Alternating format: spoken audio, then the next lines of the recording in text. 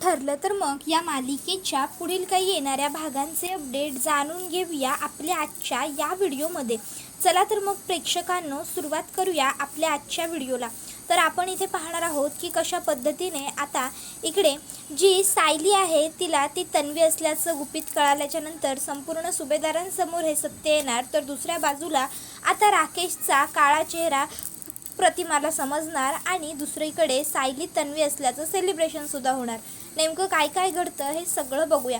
तर इकडे आता इकडे जो राकेश आहे त्याची इच्छा काय असते की सायली हीच खरी तन्वी आहे. ही गोष्ट सायलीला कधीच कळायला नको, पण आता राकेशची जी ही इच्छा असते ती फ्लॉप झालेली असते, कारण मुळात त्याच्या मनासारखं काही होणार नसतं. सायली हीच खरी तन्वी आहे ही गोष्ट आता सायलीला कळून चुकलेली असते. त्यामुळे आता इकडे राकेश हा खूपच जास्त डिस्टर्ब असतो. आता राकेश हा काय करतो, तो जेलमध्ये असलेल्या प्रियाजवळ कॉन्टॅक्ट करतो आणि आता तो प्रियाला सांगत असतो की सर्व गोष्टी हाताबाहेर जायला लागलेल्या आहेत. इकडे ती सायली हीच खरी तन्वी आहे हे गुपितसुद्धा आता सगळ्यांना कळालेलं आहे.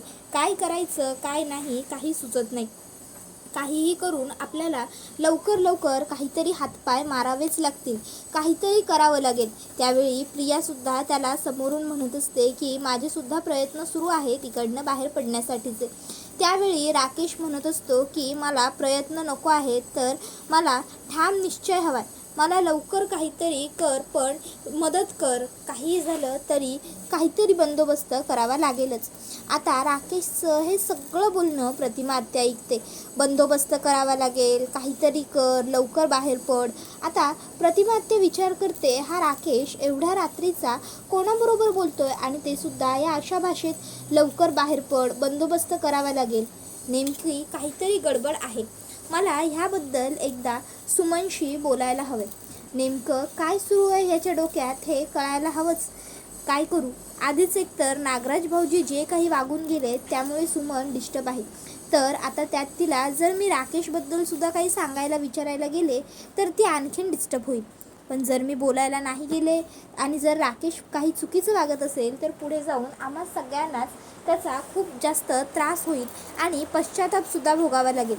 त्यापेक्षा वेळ आहे तोवरच राकेशला मागे आणता आलं तर बरंच पडेल. म्हणून मग आता कल्पना काय करते, कल्पना ही सुमन काकीकडे येते आणि सुमन काकीला ती सांगत असते की सुमन, म्हणजे मला काही तुझ्याकडे राकेशची तक्रार करायची नाही आहे, पण एकदा मी काय म्हणते ते शांतपणे ऐकून घे. मी ना आत्ता राकेशला कोणाबरोबर तरी फोनवर बोलताना ऐकलं, पण त्याचं फोनवरचं बोलणं मला फारसं काही पटलं नाही. त्याबरोबर मग सुमन काकी म्हणते, वहिनी म्हणजे नेमकं काय झालं, बोला ना स्पष्टपणे.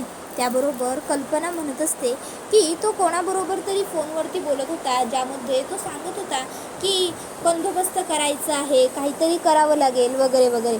त्याबरोबर लगेचच इकडे सुमन काकू म्हणते, काय बोलताय तुम्ही. त्यावर मग प्रतिमा आत्या म्हणते की हो. त्यावर सुमन काकू म्हणते, वहिनी तुम्ही नक्की राकेशला हेच बोलताना ऐकलत ना, की काही वेगळं बोलत होता तो, तुमचा गैरसमज झालेला नाही आहे ना. त्यावर कल्पना म्हणते, प्रतिमा म्हणते माझा गैरसमज जर झाला असता सुमन, तर खरोखर मला ह्या गोष्टीचा आनंदच असेल की बरं झालं माझा गैरसमज झाला. पण खरंच सांगते, मला आहे ना त्याचं वागणं, त्याचं बोलणं जरा खटकतं. मला त्याचा स्वभाव हा वेगळा असा जाणवतो. हा आता अर्थात तू त्याची आई आहेस, त्यामुळे माझ्यापेक्षा जास्त गोष्टी त्याच्याबद्दलच्या तुलाच ठाऊक असतील. आता तुला माहिती नेमकं काय खरं काय खोटं. त्याबरोबर मग प्रतिमा आत्या म्हणत असते, पण तरीही मला असं वाटतं की पालक म्हणून आपणसुद्धा आपल्या कर्तव्यात चुकायला नको. जर आपला मुलगा चुकत असेल तर त्याला आपण लाईनवरती आणायला हवं. जर राकेश दुसऱ्या कुठल्या गोष्टींच्या आहारी वगैरे गेला असेल तर आपण ते सगळंसुद्धा बघायला हवं. मला असं कळलं की राकेश हा US राहिला म्हणून लहानपणी आपल्याकडे होता, पण मोठे झाल्यावर तिकडे गेला. तिकडचे संस्कार, तिकडची संस्कृती सगळंच बदललं. त्यामुळे मुलंही बदलतातच ग. म्हणून मला तरी असं वाटतं की आपण राकेशवरती थोडं लक्ष ठेवायला हवं. जर पुढे जाऊन आपल्याला जाणवलं की राकेश चुकीचा नाही आहे तर मग आपण त्याच्यावर लक्ष नाही ठेवायचं. पण सुरुवातीच्या दिवसात आता निर्णय तुझा असेल, आई म्हणून तुला काय योग्य वाटतंय. त्याबरोबर मग सुमन काकी म्हणते की वहिनी अहो असं काय बोलताय, जितका जीव तुम्ही राकेशला लावलाय तितका तुमचा त्याच्यावर अधिकारसुद्धा आहेच की. लहान असताना राकेशचं सगळं तुम्ही केलं. त्यामुळे आता जर तुम्हाला राकेशच्या बाबतीत एखादा निर्णय घेण्याची गरज वाटते तर त्यासाठी तुम्हाला माझ्या परवानगीची काय गरज. तुम्हाला जे योग्य वाटेल ते तुम्ही करा, माझी काहीच हरकत नाही आहे. त्याबरोबर हे ऐकून मग आता लगेचच प्रतिमा म्हणते ठीक आहे, मग आपण राकेशवर लक्ष ठेवायला सुरुवात करूया. त्यावर मग लगेच सुमन काकी म्हणते मीच ठेवेन त्याच्यावर लक्ष, आधी नवऱ्यावर आता मुलावर. तर दुसऱ्या बाजूला इकडे जो राकेश असतो ना, तो खूप जास्त डिस्टर्ब असतो, तो खूप संतापलेला असतो. कारण सायली आणि अर्जुन एवढ्या मोठ्या हल्ल्यातून सुद्धा वाचलेले आहेत. म्हणजे खरोखर हे नक्की येताना कसं नशीब घेऊन आलेत, कसं नशीब लिहिलं आहे देवाने यांचं, हे मला काही कळतच नाही. एवढं कसं कोणी बलवंत नशिबाचं असू शकतं, एवढं कसं कोणी सगळ्यातून वाचू शकतं, असं सगळं त्याचं म्हणणं इकडे सुरू असतं. पण आता राकेश याला काय करावं काय नाही काही सुचतसुद्धा नसतं. राकेश विचार करतो की जरी सुभेदारांना आणि किल्लेदारांना कळलं असलं की ती सायली तीच त्यांची तन्वी आहे, तरीही मी त्या सायलीला काही मिळू देणार नाही आहे. या सगळ्या किल्लेदारांच्या प्रॉपर्टीवर माझा हक्क आहे आणि मी तो मिळवेनच. तर दुसऱ्या बाजूला इकडे आता जी सायली असते की नाही, तिला आता मधुभाऊंनी भेटायला बोलवल्यामुळे सायली ही खूप जास्त टेन्स असते. ती अर्जुनला म्हणते अहो मला आत्ताच्या आत्ता मधुभाऊंना भेटायचं आहे, मला घेऊन चला तिकडे. नेमकं तिकडे काय झालं आहे मला काहीच कळत नाही आहे. कुसुमताईसुद्धा काही सांगायला तयार नाही आहे. कुसुमताईने गोष्टी सांगितल्या असत्या तर किमान माझं टेन्शन तरी थोडं कमी झालेलं असतं.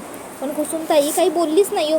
त्याबरोबर मग आता अर्जुन हा सायलीला म्हणतो बायको हे बघ, आपण एक काम करू ना, आपण उद्या सकाळी लवकरच घरातनं निघू आणि तिकडे जाऊ. हे बघ आता ऑलरेडी खूप जास्त रात्र झाली आहे आणि सगळ्यात महत्त्वाचं म्हणजे सायली, अगं तू खूप मोठ्या धक्क्यातून सावरत आहेस. अगं एवढा मोठा अपघात झाला ही काय छोटी गोष्ट नव्हती. त्यामुळे आपण मधुभाऊंकडे आत्ता न जाता उद्या गेलो तर चालणार नाही का. सायली म्हणते नाही हो, मला आत्ता मधुभाऊंना भेटण्याची त्यांना बघण्याची खूप जास्त इच्छा आहे. अर्जुन म्हणतो बायको हे बघ, तुला वाटत असेल की मला कळत नाही आहे, पण मी खरं सांगतोय मला सगळं कळतं आहे गं, मला तुझ्या भावना कळत आहेत. पण मला काय वाटतं माहिती आहे का, तू आत्ता तिकडे जाणं योग्य ठरणार नाही. पण सायली काहीच ऐकून घ्यायला तयारच नसते. तिने हट्टच असा धरलेला असतो. ती म्हणते की नाही नाही नाही, मला काही माहीत नाही, मला आत्ताच्या आत्ता मधुभाऊंकडे घेऊन जा म्हणजे घेऊन जाच. अहो ऐका ना, मधुभाऊंच्या शिवाय माझं आत्तापर्यंत ह्या जगात कोणी नव्हतं. त्यामुळे जर त्यांना मी हवी आहे तर मलासुद्धा तसेच ते हवेत. आत्ता मला माझे खरे आईबाबा सापडलेत, पण एवढी वर्ष ज्या मधुभाऊंनी माझ्यावर माझ्या सख्ख्या वडिलांसारखं प्रेम केलं त्यांना तर मी अंतर नाही ना देऊ शकत. त्याबरोबर अर्जुन म्हणतो अगं सायली म्हणते अहो हवं तर मी तुमच्या पुढे हात जोडते आणि घरातल्या सगळ्यांची चिंतासुद्धा तुम्हाला करण्याची गरज नाही. मी सांगते ना सगळ्यांना की मधुभाऊंची तब्येत बरी नाही आहे म्हणून, मग मला कोणीच अडवणार नाही किंवा काही बोलणारही नाही. मला घरातून बाहेर पडण्याकरता सहज परवानगी मिळून जाईल, पण प्लीज मला घेऊन जा ना. अहो मधुभाऊंच्या बाबतीत मी किती जास्त पॉझिटिव्ह आहे हे तर मी काही तुम्हाला वेगळं सांगायला नको आहे. मग तरीही तुम्ही उगाचच कशासाठी हट्ट धरताय.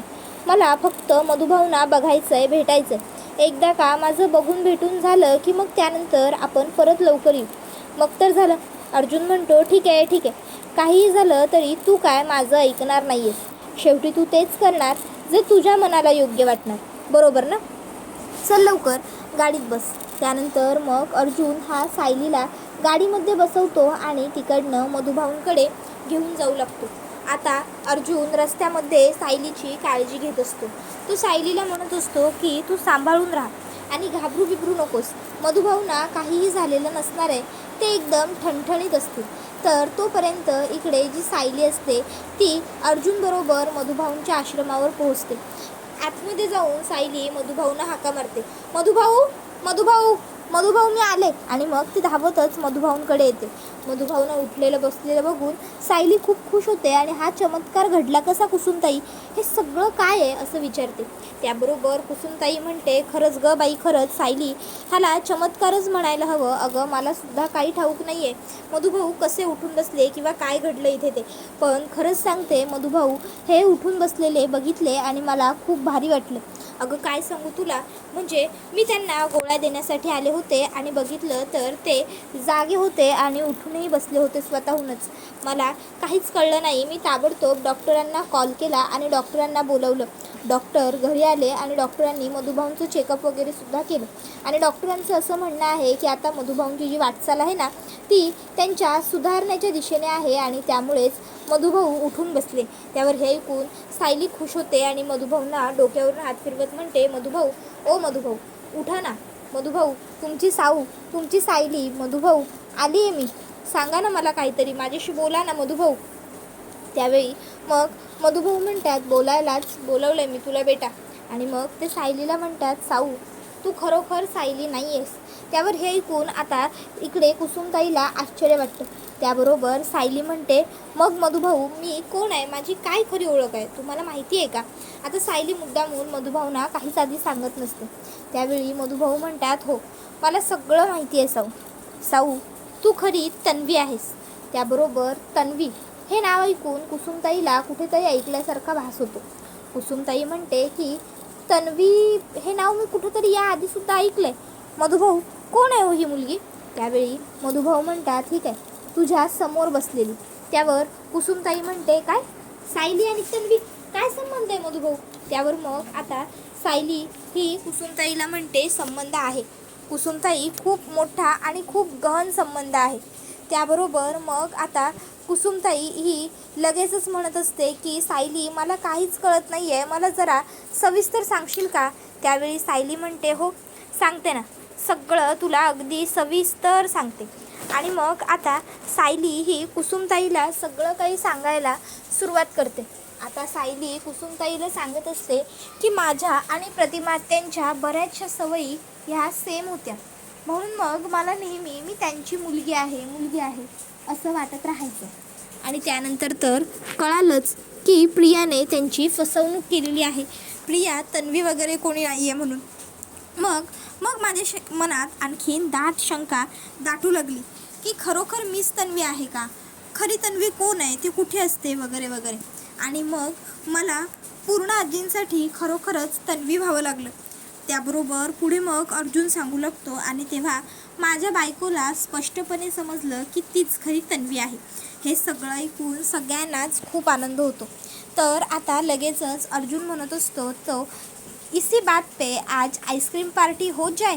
त्याबरोबर सोमू म्हणतो, नाही अर्जुन भाऊजी, मला पिझ्झा खायचा आहे. त्यावर अर्जुन म्हणतो, ठीक आहे, आईस्क्रीम आणि पिझ्झा दोन्हीही खाऊया. सायलीला फायनली सगळं काही आठवलं आहे आणि तीच तन्वी आहे हे सिद्धसुद्धा झालं आहे आता. त्यामुळे सेलिब्रेशन तर झालंच पाहिजे.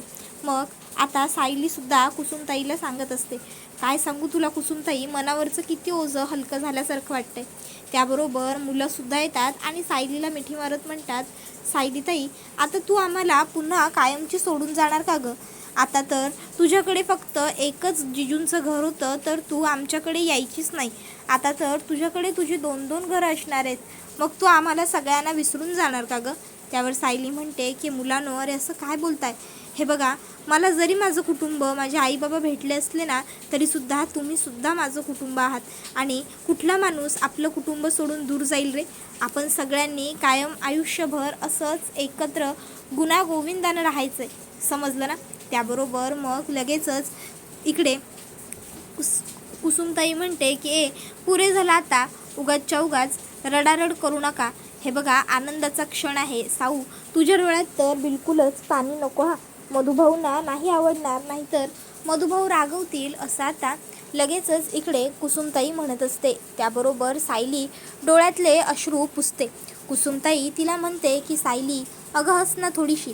त्यावेळी सायली हसते आणि मग कुसुमताई देवापुढे जाऊन साखर ठेवते आणि म्हणते, सायलीला सर्व भूतकाळ आठवला, ह्यातच सगळं आलं. तोपर्यंत त्या ठिकाणी आता आईस्क्रीम आणि पिझ्झ्याची डिलिव्हरी द्यायला डिलिव्हरी बॉय येतो. डिलिव्हरी दिली जाते आणि नंतर सगळेजणं छान आईस्क्रीम आणि पिझ्झा पार्टी करतात. त्याबरोबर आता हा व्हिडिओ इथेच संपतो. व्हिडिओ आवडला असेल तर व्हिडिओला लाईक करा, चॅनलवर नवीन असाल तर चॅनलला सबस्क्राईब करा आणि बेल आयकॉन आठवणीने प्रेस करा, जेणेकरून तुम्हाला पुढच्या प्रत्येक व्हिडिओचं नोटिफिकेशन मिळत जाईल आणि सर्व व्हिडिओंचा आनंद हा अगदी उत्तम पद्धतीने घेता येईल. चला तर मग प्रेक्षकांनो, आजच्या पुरतं इथेच थांबूया. पुढचा व्हिडिओ येईपर्यंत या व्हिडिओचा आनंद घेत राहा. तुम्हाला ही मालिका कशी वाटते हे आम्हाला कमेंटमध्ये नक्कीच सांगा. धन्यवाद.